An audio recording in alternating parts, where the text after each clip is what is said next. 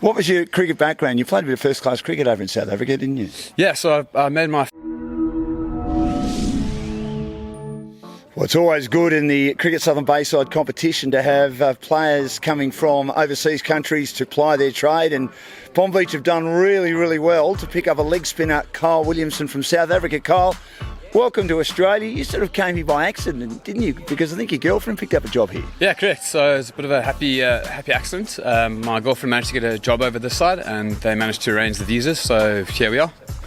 And how are you enjoying it? Oh, it's been incredible. Australia as a whole has been really, really good. Melbourne seems to be a city alive, and the boys here at Bonbeach have been exceptional. They've really been very welcoming and really enjoyed being down here.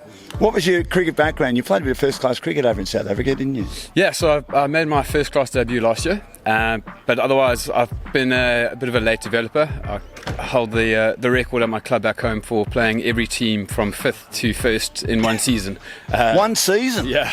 So I took a year off bowling leg spin because I think leg spin's a bit of a mental game as much as a cricketer's game, and all of a sudden it started coming out really nicely, and one thing led to another. Yeah. Just take us through that. When you get on a bit of a roll in a sport like cricket and you start taking wickets everywhere, do you feel indestructible? When you started taking wickets in the 5ths and got in the 4ths, did you start thinking maybe by the end of the year I could be in the 1sts? Oh, I think I played a bit of first team cricket before that, and then I just stopped bowling leg spin completely. And then it's just started coming out a bit better. All of a sudden momentum starts growing, you start getting a lot more control, backing your ability, the wrong end starts coming out nicely, and one thing led to another. And yeah, I was very lucky to have a very good season that year for the first as well. So it just all leg spin's a big confidence thing. So I think we're just building that. Did you know much about Bonbeach? Did you know much about this competition when you were enticed to come here? So funny enough, when I just heard, when I got the news that we were coming over, the first club that popped up on Google happened to be Bonbeach. I just literally went cricket in Melbourne, and Bonbeach was the first club to pop out. So that was a funny coincidence. I then contacted an agent from the UK who does placing, and he, without kind of much coaxing or anything, Bonbeach popped up first. So it literally was just a very happy coincidence, and so here we are. Tough first game last week. It was a good contest against Hampton. What did you learn from that? I think, that's exactly it. You win or you learn, and what we learned last week is to be clinical. I think they had a shaky start bowling, but then when they brought it back, their fielding was excellent. They bowled really well, and they batted superbly. I don't think they gave us a chance. I thought their two openers were exceptional, played to their strengths, and then when their skipper came out and just hit it around, they really took it away from us, and we didn't have a chance. So I think the big learning is to adapt quickly. I think they were just better at it on the day, and to not give the opposition a chance. If you give them a chance, good players at this level will hurt you. Because there's a lot of pressure on your team. You were, of course, the white ball champs last year. You were runner-up in the red ball. You're expected to do well. Do you feel that there is a lot of pressure, even though you've only been here a short time? I think as a team, reputation is everything, and people want winners to fail, because that's the nature of being a champion, is that you want to knock them off the perch.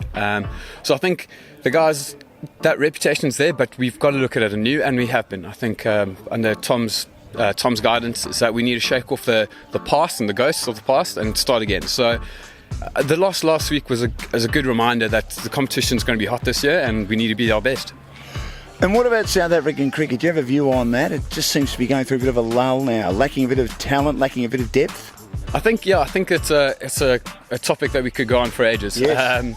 So I think we've lost so many players in quite quick succession. We've changed our coaching staff, so it's a lot all at once, and I think we're going to go through a bit of a massive rebuilding phase, if I'm honest. But the talent in South Africa is rife, and you see that with the amount of pros that we have playing in the UK and things like that. So it is there. I just think the guidance and the channeling needs just to be a bit tighter, so we can hone our talent and not lose it. Are you a fan of the quota system? Some of those guys deserve to be there. Rabada, obviously, De Kock, etc. Ngidi when fit, but there are some that you think, are they only there because of the quota system? I think it's. Again, that's a very hectic question. It's the reason behind it is just and understood. I think it's just tricky when you try and force it at such a high level with a sport crazy nation like South Africa, similar to Australia. So we expect our best, and we always want our best to play. And when that doesn't happen, that's where people start asking really tough questions. And I think, unfortunately, those are the questions that are being asked at the moment. So it's not great. It is there for a reason, but yeah, it's putting a lot of pressure on everyone. And do you see yourself being in Australia for the long term? Yeah, 100%. I think the way in which we got here doesn't really happen. 6 months ago, this wasn't even a thought, and here we are today. So the quality of life here has been exceptional. It's been really, really good. So definitely looking to settle in. Good on you, Kyle. Great to have you here. Great to have a chat, and no doubt we'll chat again throughout the season. Good luck. Cool. Cheers, Dan. Thanks very much. Good on you, mate. Thank you. Well, the reason why the Bonbeach Cricket Club is going so well is that they've got a young committee and a young man in charge as president. He's been there 8 years. He's just 29 years old. He started as the secretary at the age of 16. I think he has a future. He disagrees at the moment. Has a future as a sports administrator full-time, and that, of course, is Mick Hogan. Mick, thanks for having us down here at Bonbeach today. You love it. You've done it for 8 years. Why do you love it so much? It's I've grown up around the club. My old man's been involved since the 70s, and I've had a lot of family members involved at the club. So yeah, it's a good club, and we've certainly grown a lot over the last probably 15 years. So yeah, no, we're in a good spot at the moment. When you became secretary at 16, or put your hand out to be secretary at 16, what did some of the people say, particularly some of the elder statesmen around the club? I wouldn't actually say I put my hand up. I'd say it was kind of more thrown my way. At 16? Yeah, at 16, pretty raw to it. So, I think it was kind of thrown my way. We didn't really have many other options. So, yeah, no, it was pretty tough gig early doors. More so because I think the VTCA. Back in the VTCA days, all the league meetings are in Spotswood, so I had Mum drive me up from Bonbeach to. How did she like that? Well, it was me driving, clocking up the hours on my owls, but she had to sit there for about an hour and a half. She's done a good job helping us out, I suppose, as well. So no, it's good. Would you like a full-time career in sports administration? Oh, feels like I got that at the moment, mate. To be honest. Yeah. I'm pretty happy. Yeah, I'm pretty happy managing things at the moment at Bonbeach. I get some good support from the rest of our committee. So we've got a good group of people down here in the sporting club. So yeah, no, things are going pretty well. Got lots of teams. Juniors going well. The top team haven't made a great start to the season. Hampton just a bit too good last week, but you're again expected to be right up there. Does that place more pressure on you? I'd say there is a little bit of pressure just from, I suppose we have made finals each year in CSB and Championship Division, but the league has grown a lot stronger this year in particular, so you don't really know where you're at. I mean, yeah, Hampton coming out and beating us last week was a great effort from them. They've recruited some very good players. Mordialloc's very much the unknown, and then a lot of the other clubs in CSB have recruited strongly, so it should be a pretty even comp this year, I think. So, having someone like Nguyen Kulasakra playing this competition, how good is it? It's fantastic. I mean, I don't think it was very long ago where he was rated the number one bowler in ODI cricket, so internationally. So, I mean, to have someone like him down here, there's obviously a big Sri Lankan influence down in the league, so it's good. I mean, it opens the door obviously for more star players coming across. So, I think it's fantastic. Yeah, he's obviously done quite well at Mordialloc as well. So, Aaron would be very happy with the way he's going. And in regard to your recruits this year, you did get Kyle Williamson from South Africa. You'd be very happy about that. He looks like I was just interviewed him, a terrific person. I mean, a good cricketer too, but a terrific person. That's important, isn't it, Mick? Very important. Yeah. Obviously, we're pretty.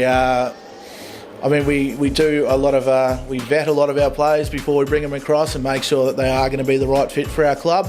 And Kyle, I mean, from the first conversation I've had with him, just stood out as the right fit for what we're after. We're after a strike bowler, so I think his CV popped up. I had a couple chats with him, asked around a bit in the cricket world, even internationally. It's still a small world. I mean, there is players that we know of that have played against and with Kyle, so it's pretty easy to get. And he came back with some very strong support. So yeah, we signed him, I think, within 24 hours of me having the CV pop up. So no, it was good. It all happened pretty quickly, and No real looking back. I think Kyle's happy with the way things are going, and we're very happy with the way things are going. He's fit in pretty well at the club, so no, we're very happy at the moment. You mentioned, and we've mentioned too, you've got a very young committee. You've also got a young leader in Tom Smith, just 23. Why did you make him captain at such a young age, and what makes him a good leader? Look, Tom's, I think it's his 5th season in a row with us, and look, I think he had a scratchy season his first year. He did, I think it was his first year was our first year in VTCA senior division, so very strong standard. But look, a couple of people at the club were umming and ahhing about bringing him back for that second season. But I think, look, we invested into him, and I think he's the more responsibility we give him, the more he thrives, I think. So he's done a good job as leading the ones the last couple of years in a tough comp. Obviously, we got the one-day premiership last year, but just getting outplayed in the red ball, which is still obviously our game, our goal. Sorry. Look, hopefully we can shape up a bit better this year. Hopefully. Outside working and running the cricket club, what does Mick Hogan like to do in his spare time, if he has any? I wish I had some spare time. I'm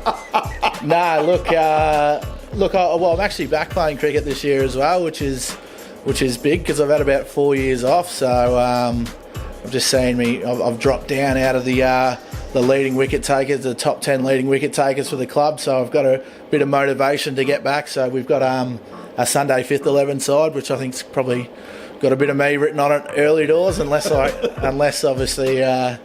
things don't go my way early in the season, then I'll probably will just have to revisit things. But at this stage, I'm captaining the side, so it should be an interesting season. Good on you, Mick. Thanks so much for joining us. You do a lot for cricket in Bonbeach and also throughout the region. As I say, still so young, and congratulations on what you've done, and good luck for the rest of the year for Bonbeach, and no doubt we'll chat to you again soon on GameFace. No worries at all. Cheers, Dan. Well, Brendan Morris is one of the star players at the Mordialloc Cricket Club. Unfortunately, he has got a shoulder injury, and that was caused by playing football. I'm not sure it went down too well, Brendan, with people involved with the Mordialloc Cricket Club. You made over 400 runs last year. How well has it been received, or how badly, I should say, has it been received by the powers that be at Mordy in regard to obviously seeing you miss the start of the season? Oh, it's not too bad. We've got a few kids that have come in and been able to take my spot nicely. Had young Harrow last week make a few runs at the top of the order, so I don't have to fight for my spot when I come back, which is a good thing. How frustrating is it not playing? Oh, very, very frustrating. Hard to watch. Very hard to watch, but it is what it is. And when did you do the injury? Early in the footy season, or? No, in the last game. Last game of the year I did it, unfortunately, but yeah. Now, if you had to make a choice, because there's a lot of sports people who play both cricket and football at a fairly high level, at local level, if you had to make a choice to concentrate on one, which one would you choose? Oh, cricket without a doubt. Yeah. Cricket without a doubt, yeah. Do you think you might have to come to that stage eventually? Now you're in a new competition with Mordialloc, you're on the turf now? Oh, I'd say so. I might pull it back a bit with the footy. I won't take it as seriously as I do, but yeah. And playing on the turf, obviously you haven't played yet and you won't play for a few weeks. How exciting is that for the cricket club? Yeah, it is. Yeah, very exciting. It'd be good to get out there and have a crack in the new comp. It'd be exciting, yeah. And Nuwan Kolasakara and Ian Daniel, obviously tremendous people around the club. What have they brought to the club? What have they brought to you as an individual?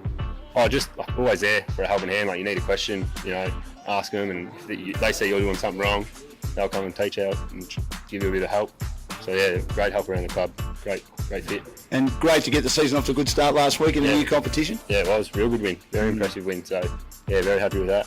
Well done, Brendan. Good luck. Let's hope you're back playing very soon, and good luck with the recovery. Thanks for joining us. Thank you. Cheers. Good on you, mate. Thanks. Thanks, mate.